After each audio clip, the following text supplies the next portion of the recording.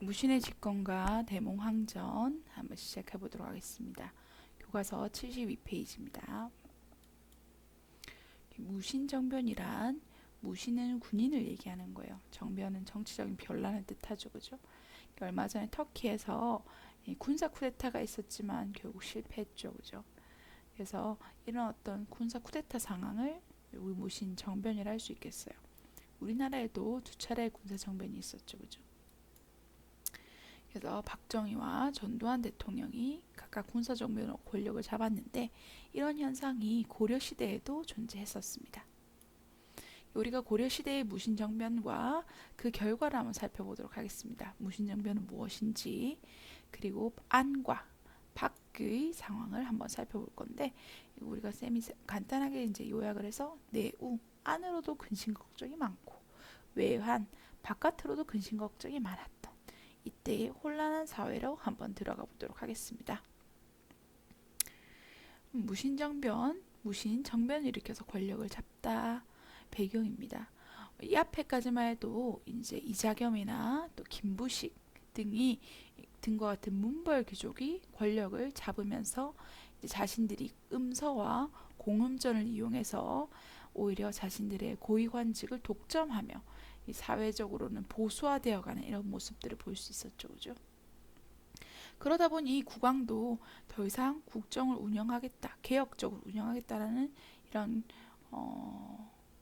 욕심이나 이런 의지들이 쇠퇴하고 젊은 문신들과 이제 향락에 빠져서 세월을 보내게 됐습니다. 그러는 와중에 무신들은 승진 등 여러 가지 차별을 받았을 뿐만 아니라 이런 특히 하급 군인들은 군인전 이제 군인에게 월급으로 주는 땅이죠, 그죠? 제대로 지급받지 못한 채 빈번히 자벽에 동원되어 이제 불만이 많았어요. 나라를 지키는 일도 아니고 이제 막노동을 막 시키는 거예요. 월급도 안 주고 화가 많이 났겠죠, 그죠? 근데 직접적인 사건은 이 일부 젊은 문신이 이 무신들을 모욕하면서 결국적으로 그들의 불만이 폭발되는 계기가 되었어요. 여기 이제 보현원 사건인데요. 이 대장군 이송이란 요 마당에서 떨어지는 이 할아버지예요. 이 사람이 수척하고 힘도 약했는데 이 임금님과 그 젊은 무신이 사람이 한외라는 문신이거든요. 다른 장수와 수바키라는 이제 전통적인 무예 대련을 시키게 했어요. 당연히 할아버지가 못 이겼겠죠, 그죠? 달아나니까 이 젊은 문신 한내 수염도 요새 파랗죠, 그죠? 갑자기 앞으로 나서며 이송의 뺨을 후려 갈리며 섬도라를 떨어뜨렸습니다. 이 상황을 왕과 모든 신하들이 손뼉을 치면서 크게 웃었어요. 역사서에 담겨 있는 실제 내용입니다. 근데 그 주변에는 그 한 뭐지 이송의 신하들, 그러니까 신하라기보다는 부하들이 할 수 있는 젊은 무신들이 이 광경을 지켜보고 있었습니다. 뺨을 맞았다는 수치심과 함께 똑같이 자신이 뺨을 맞은 것처럼 분노하고 있을 무신들의 얼굴이 눈에 선하죠, 그죠? 결국 이들을 보현원의 놀이 현장에서 다 없애버리겠다라고 하면서 젊은 문신의 관을 쓰고 있는 자, 모자를 쓰고 있는 자는 하나도 남기지 말고 모두 죽여라 라고 하면서 일어난 게 바로 무신정변이 되겠습니다.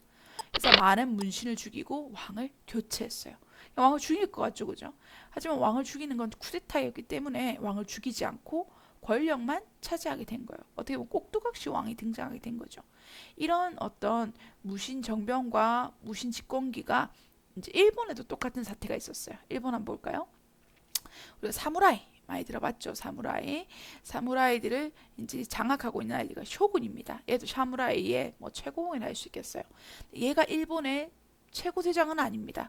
얘는 실력자로는 최고봉이라 할 수 있겠지만 일본의 상징적인 지배자는 천황이 있었어요. 천황은 정치적으로는 개입을 전혀 하지 못한 채 어떻게 보면 쇼군의 꼭두각시와 같은 역할을 한다 할 수 있겠죠, 그죠? 무신 집권기 우리 고려 시대에도 왕은 존재했습니다. 하지만 이런 무신들의 이런 권력 횡포에 꼭두각시로서 뒷전에 밀려 있을 수밖에 없는 이런 상황이었다는 거죠. 그래서 이런 무신들의 집권이 많은 반발을 사게 됐어요. 김보당이나 조이총 등이 난해를 일으켰지만 모두 진압됐고요. 이 무신들은 이제 처음 권력을 잡아봤죠, 그죠? 원래 자신들이 회의하고 있던 이 중방이라는 회의 기구를 이용해서 이제 그런 정치를 헤쳐나가기 시작했습니다. 근데 문제는 이 중방이 회의 기구라는 거예요. 회의는 혼자서 합니까? 그렇죠. 여러 명이서 하죠. 여러 명이서 하면 우리가 이런 말이 있잖아요. 회의를 하다 보면 사공이 많으면 배가 산으로 간단 말이 있죠, 그죠? 이런 상황에서 이제 무신들 사이에서 권력 다툼이 일어나게 되는 거예요. 그래서 마음에 안 드니까 그 권력자를 죽이고 내가 권력을 잡는 이런 상황이 연이어졌겠죠, 그죠? 하급 군인들의 그 대표작격이었던 이방이 이제 어떻게 보면은 상급 무신 출신이었던 정중부와 손을 잡고 무신정변을 일으켰지만 이방 너무 급진적인 거예요. 그래서 정중부가 그를 죽이고 권력을 잡았어요. 그러자 이 정중부가 또 마음에 안 들었던 경대승이 정중부를 죽이고 또 권력을 잡았습니다. 경대승이 불안했겠죠. 그래서 도방이라는 개인적인 사병 기구를 만들어서 자신을 보호하려고 했지만 병이 들어 죽었어요. 그리고 나서 그 뒤에 그의 부하였던 이회민이라는 자가 권력을 장악했는데 이 이회민이라는 자의 아주 이력이 화려합니다. 이 사람의 어머니가 노비 출신이었어요. 다시 말하면 엄마가 노비면 아들이 어떻게 돼요? 일천 즉천. 아버지와 어머니 중 하나가 노비면 아들도 곧 노비가 되는 거죠, 그죠? 노비 출신이라는 겁니다. 그런 사회에서 가장 낮은 계층이었던 이민이 사회에서 가장 높은 최고의 실력자가 된 것이죠. 하지만 이민이 오래 갔을까요? 그렇죠. 그 뒤에 최충원에 의해서 결국에는 죽임을 당하게 됐습니다. 이렇듯 중방이라는 회의기구가 권력을 장악했을 때는 상당히 혼란한 양상이었어요. 하지만 그 뒤에 이은 최충원, 최우, 최양, 최의 다 공통점이 뭐예요? 그죠? 최씨죠, 그죠? 아들입니다. 최씨의 60년 동안 이제 4대에 걸친 장기 독재가 시작이 되게 됐어요. 그래서 이제 당연히 최충원도 고민을 했겠죠. 주변 선배들이 다 이제 위에 선배들이 다 경쟁자의 라이벌에 의해서 죽음을 당했으니까. 그럼 어떻게 했겠어요? 김정은 보세요. 어떻게 하나요? 그죠? 다 죽여버리죠, 그죠? 자신의 라이벌 다 죽여버렸어요. 교정도감을 이용해서 국정을 장악하고 또 자기도 죽임을 당할 수 있잖아요. 그래서 경대승이 만들었던 도방을 확대해서 자신의 개인적인 사적인 군사 기반을 강화했습니다. 뿐만 아니라 그의 아들 최후 때에는 삼별초를 국가적으로 조직하여서 이런 최씨 정권을 유지하는 군사기구로 공식적인 군사기구로 이제 더욱더 공고히 하게 돼요. 삼별초가 뭐냐면요. 별초라는 것은 용사들로 조직된 선발군인을 뜻해요. 지금으로 따지면 뭐 직업군이라 할 수 있겠죠, 그죠? 원래는 야별초라고 해서 밤에 치안을 담당하던 뭐 경찰 같은 아이들이 있었어요. 얘네들 더 확대한 거예요. 많이 뽑으니까. 그래서 이거를 좌별초와 우별초로 나뉘어졌는데 여기에 하나를 더한 게 바로 뭐다? 이 몽골 포로 출신이었던 사람들 중에 이제 탈출한 병사들로 모집한 신일군이었습니다. 그래서 요 세 개를 합쳐서 삼별초라고 불러요. 우리가 나중에 몽골의 침입을 받게 될 거거든요. 오늘 배울 거예요. 그러면 여러분 보세요. 이 삼별초가 조직이 됐을 때 이 사람들이 가장 싫어하는 사람들이 누굴까요? 가장 이 사람들이 적대적으로 무조건 그들이면 막 다 몸 막 사리지 않고 그들을 죽이겠다 한 사람 누구겠어요? 그죠? 몽골이겠죠, 그죠?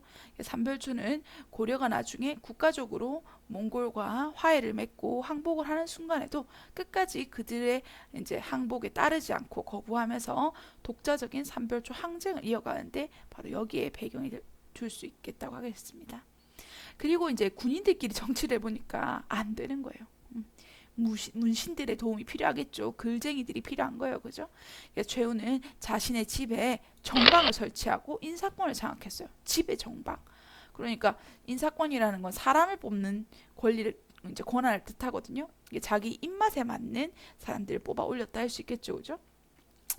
자, 그런 다음에 이제 정권이 안정되고 나서는 문학적 소양과 행정 실무 능력을 두루 갖춘 문신들을 이제 자기 집에 이제 등용해서 이제 궁금한 게 있거나 어떻게 했으면 좋겠는지 논의할 사항이 있으면 수시때때로 그것을 이제 논의하겠어요. 그게 바로 서방입니다. 그래서 이런 도방, 교정도감, 뭐 삼별초, 정방, 서방은 이런 최씨 무신 정권을 공고하게 뒷받침했던 60년간의 장기 집권을 가능하게 했던 그런 기반이 될 수 있었다라고 할 수 있겠죠. 그죠? 자, 그렇게 해서 그들은 떵떵거리면서 잘 살 수 있었어요. 하지만 이들이 처음으로 권력을 잡는다는 거, 그런 다음에 이들이 군인 출신이라는 거, 그러다 보니까 정치에서는 조금 이제 미흡함이 많았겠죠, 그죠?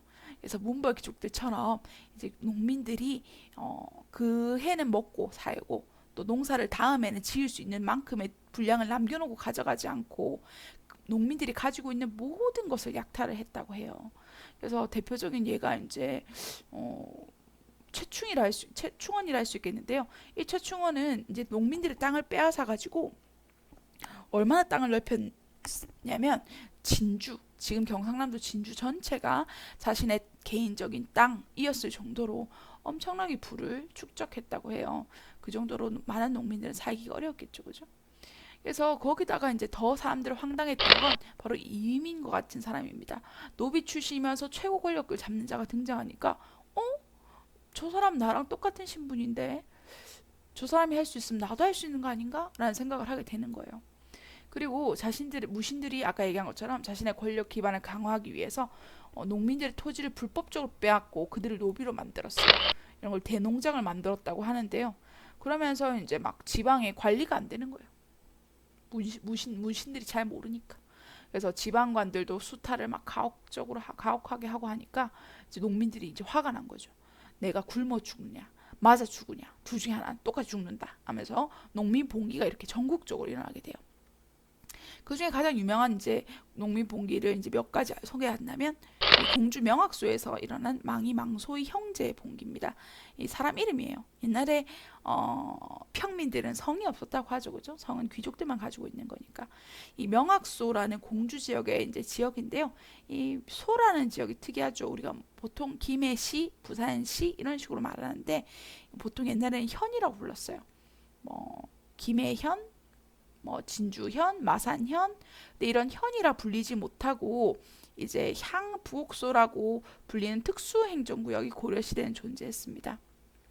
쌤이랑 배웠죠, 그죠? 이 특수행정구역에 사는 사람들은 이 현에 사는 사람들보다 세금도 배로 많이 내야 되고 과거 시험도 응시할 수 없으며 거주 이전의 자유, 이사도 못 간다고 했었잖아요, 그죠? 이런 사람들의 불만이 결국에는 무신 정권기에 가혹한 수탈이 더해지니까 폭발을 한 거예요. 결국에는 그러면서 난이 일어나게 된 것이죠. 그리고 김삼이와 효심 같은 경상도 지역에서 일어났던 사람들은 이쪽 지역이 옛날 신라잖아요, 그죠? 신라의 부흥을 다시 한번 내보이겠다. 신라 부흥 운동을 이제 내세우면서 이제 민심을 휘어잡기도 했어요. 근데 우리가 이제 기억해야 될 가장 중요한 농민 봉기 단 하나만 기억하자면 우리 만적의 봉기를 들 수 있겠어요. 이 만족은요, 여러분 최충원의 노비였어요. 근데 그 만적의 농민 봉기는 이전 농민 봉기와 달랐던 점이 뭐냐면 이런 주장을 했습니다. 이 최충원 자신의 주인이 사실은 별 볼 일 없었다는 거죠. 무신으로서. 근데 무신정변이 일어나면서 갑자기 권력자가 됐어요. 그런 상황을 보니까 만적이 자기도 할 수 있겠다는 생각이 든 거예요. 그래서 이렇게 얘기했어요. 최충원과 주인들을 죽이고 노비 문서를 불태워서 이 땅의 천민을 없애면 우리도 왕이나 제후, 장군, 그 다음에 재상이 될 수 있다라고 얘기를 한 거예요. 이거는 뭐예요? 자신의 신분을 벗어나겠다라는 뜻이죠. 그래서 우리나라 역사상 최초로 이런 천민들이 자신의 신분을 벗어던지겠다라고 한 신분 해방 운동의 시초가 될 수 있다고 할 수 있겠습니다. 그죠? 그럼 문제도 풀어볼게요. 탐구활동. 자료 1, 2와 같은 하충민의 봉기가 일어나게 된 배경을 본문에서 찾아 간단히 답해보자. 결론은 무신 집권이 등장을 했기 때문이죠. 그죠? 그러면서 신분제가 동료하고 이민과 같은 사람이 등장하고 해서 그 다음에 지방관이 수탈 너무 많이 뺏어가는 거예요. 굶어 죽으니 내가 차라리 싸우자 죽겠다 이렇게 등장하게 된댔죠, 그죠? 그다음에 두 번째 하층민 봉기가 지닌 성격을 한번 말해보자. 지방 간의 가혹한 수탈에 항거하고 또 신분을 한번 벗어 던지려고 하는 운동이었다라는 겁니다. 자, 하지만 이렇게 강력했던 무신 정권이 결국 무너지게 된 이유는 외부의 침략, 몽골의 침입 때문이었어요. 13세기 초 몽골 부족을 통일하고 등장한 칭기스칸. 이 칭기스칸의 군대 공격 우리도 받게 된 거예요. 칭기스칸은 처음에 서쪽, 그러니까 서방 세계 쪽으로 영역을 쫙 확대했어요. 이쪽 지역이 싹 다 사막 지역이고, 그러다 보니까 오아시스를 중심으로 하는 소규모 국가가 많았거든요. 그래서 처음에는 몽골 부족의 작은 군대로 시작을 했지만 점점 한 나라씩 점령을 하다가 이제 군대를 규모를 키우게 된 거죠. 그렇게 해서 군대 규모를 키우게 되다가 보니까 이제 바다가 이제 막혀서 이제 못 가게 된 거예요. 그래서 안 되겠다. 이제 얘네들은 내륙 지역 사람들이니까 바다, 뭐 회 이런 거 모르겠죠, 그죠? 사실 맛있는데, 그죠? 그래서 군대를 돌려서 중국으로 와서 중국에 있던 이제 남송과 그리고 금을 모두 멸망시키고 우리 고려까지 넘어오게 된 거예요. 그래서 이쪽 이제 영토를 확대하는 과정에서 거란족의 잔당을 이제 막 쫓으면서 이제 막 군대를 몰고 있었을 때 이제 고려 군대가 갑자기 거란족 잔당들이 이 몽골 군대에 밀려서 오니까 같이 협심해서 싸웠겠죠, 그죠? 그렇게 하고 원나라가 이제 돌아간 거예요. 고려는 아 저런 나라가 새로 등장했네, 금나라가 이제 사그라들었네라고 하고 있었을 때 이제 고려에 몽골 사신이 방문했습니다. 저고요란 사람이 이렇게 얘기한 거예요. 야, 고려에 쳐들어가던 이 거란족을 우리가 격퇴해줬으니까 선물을 내놔라고 한 거예요. 근데 그 비용이 그들이 요구한 게 어마무리했습니다. 일단 군대도 내놔야 되고, 그런 다음에 막 나라의 뭐 재물의 절반에 해당되는 엄청난 양을 달라고 한 거예요. 근데 우리가 돈은 줄 수 있지만 이 무신 정권이 군대를 줄 수 있겠습니까? 못 주겠다 했겠죠, 그죠? 그래서 이제 너희는 뒤졌다라고 하면서 이제 조고요가 돌아가는데 압록강 부근에서 이제 살해가 됐어요. 그래서 몽골에서는 이렇게 얘기했죠. 너희 고려가 우리 사신을 살해했구나. 그래서 이를 구실을 삼아서 대군을 보내 고려를 침략을 했습니다. 군사 이제 아무래도 칭기스칸 군대니까 한 번도 칭기스칸 군대가 져본 적이 없거든요. 무섭겠죠, 그죠? 서둘러 강화를 맺는 척하면서 수도를 강화도로 옮기고 몽골 침략에 대비했어요. 왜냐하면 쟤네들이 이제 바다가 약점이라는 걸 알고 있었기 때문이죠, 그죠? 자, 그래서 이제 몽골족이 화가 난 거예요. 우리 보면 이제 막 싸우려고 왔는데 막 방문 잠그고 막 안에 제약 올리면 화나죠, 그죠? 그래서 여러 차례, 총 9차례 40년간 고려를 침략을 했습니다. 그러면서 엄청 잔인하게 백성들을 죽였어요. 그렇게 해서 이제 강화도에 있던 70 무신 정권이 스스로 나와서 항복하지 않을까라는 기대가 있었던 것 같아요. 그러는 와중에 양반들이나 이런 사람들은 다 재산이 있으니까 뿔뿔이 도망가 버리고, 또 70 무신 정권도 백성들에게 할 수 있는 일이라고는 그냥 섬에 들어가서 좀 저기하게 살아라 라고 하는 내용이 끝이었습니다. 너무 화가 났겠죠, 그죠? 지금 나의 재산과 나의 가족이 여기 있는데 어딜 도망가겠어요? 그래서 백성들이 힘을 합쳤습니다. 대표적으로 이제 처인성에서 이 김윤우가 이끄는 이제 몽골 군대를 또 대격파한 적이 있었는데, 이 김윤우라는 사람이 스님이에요. 우리 옆에 사진 있는데 누구겠어요? 그렇죠, 이 사람이죠. 신궁이었답니다. 이때 몽골군 장수 살리타는 칭기스칸의 총애를 받고 있던 장군이었는데 그를 누나를 탁 맞춰가지고 한 방에 죽여버렸다고 해요. 대단하죠. 충주성에서는 노비가 주축이 된 군대가 몽골군을 또 물리쳤어요. 그래서 밑에 충주성 전투가 나와 있는데요. 원래 이제 있었던 양반들은 모두 성을 버리고 이제 노군과 잡류별초만이, 그러니까 노군이란 노비 병사예요. 힘을 모아서 이를 격퇴했다라고 하죠, 그죠? 그래서 백성들은 이런 몽골군 간의 이제 장기적인 대치 과정을 통해서 민족 의식이 어떻게 보면 더욱더 성장하는 계기가 됐다고 할 수 있겠어요. 항상 장단점이 있죠, 모든 일에. 하지만 40년간의 침략으로 우리나라의 이런 황룡사 구축 목탑이나 추도대장경이 불타는 등 국가적으로 피해가 크긴 했어요. 대장경이 불타니까 이제 최후 정권이 새로운 대장경을 만들어야 돼. 추도대장경은 거란족의 침입을 받았을 때 만들었거든요. 근데 이제 우리 세 차례 침입 이겼잖아요, 그죠? 그래서 우리가 또 대장경을 만들면 몽골군을 이겨낼 수 있을 거야 라고 하면서 만든 게 바로 팔만 대장경입니다. 이건 알고 있죠? 합천 해인사에 지금 보관이 되고 있습니다. 그래서 이제 막 국도가 황폐해지고 백성은 큰 고통을 입었지만 최씨 무신 정권의 백성을 보호하지도 않고 수탈만 막 일삼은 거예요. 막 더 잘 사는 거예요, 그죠? 그래서 큰 피해가 계속 이어지는 가운데 이제 정부 내에서도 몽골과 화해하자라는 이제 내용이 막 등장을 했어요. 뿐만 아니라 몽골 안에서도 그런 움직임이 등장했습니다. 칭기스칸이 죽고 그의 아들들이 막 칭기스칸의 넓은 영토를 서로 나눠 가지는 과정에서 싸움이 발생했거든요. 그 과정에서 이제 그의 손자였던 쿠빌라이 칸이 중국을 차지하는데 성공을 하게 됐어요. 삼촌들과 경쟁해야 되는 상황인 거예요. 근데 고려와의 계속된 전쟁이 역시 쿠빌라이 칸도 부담스러웠겠죠, 그죠? 그래서 쿠빌라이 칸이 고려에게 강화를 또 제안을 하게 됐습니다. 그래서 시기에 딱 맞아 떨어지는 거예요. 그래서 최씨 무신 정권이 결국에는 약해진 틈을 타서 정부는 몽골과의 강화를 추진하게 되고 강화를 맺고 개경으로 환대했어요. 쿠빌라이 칸도 사실 이 고려와의 40년간의 전쟁이 끝났던 것이 자신의 이제 황권 강화에 상당히 도움이 됐기도 했다고 합니다. 그런데 개경으로 환도하는 걸 끝까지 반대했던 사람들이 있었어요. 걔네들이 바로 삼별초였습니다. 삼별초는 신의군, 몽골 포로 출신이었던 그런 이제 병사들이 조직이 됐던 단체 아니었습니까, 그죠? 강화도에서 끊임없이 항쟁을 이제 주도하다가 이제 여몽연합군, 고려와 몽골연합군이 여기를 쳐들어오니까 이 진도로 도망을 갔어요. 진도까지 쫓아온 거죠, 그죠? 여몽연합군이 그래서 다시 제주도까지 내려갔습니다. 제주도에서 결국 끝까지 항전을 하다가 모두 몰살되게 돼요. 제주도 우리 이제 많이 친구들 가봤을 텐데요. 제주도 가면 아직까지 이런 삼별초의 항쟁지가 남아 있다고 해요. 한번 시간이 되면 가볼 수도 있겠죠, 그죠? 제주도 어때요? 되게 좋죠. 몽골 사람들도 제주도까지 제일 먼 바다까지 내려왔어요. 와, 되게 좋은 거예요.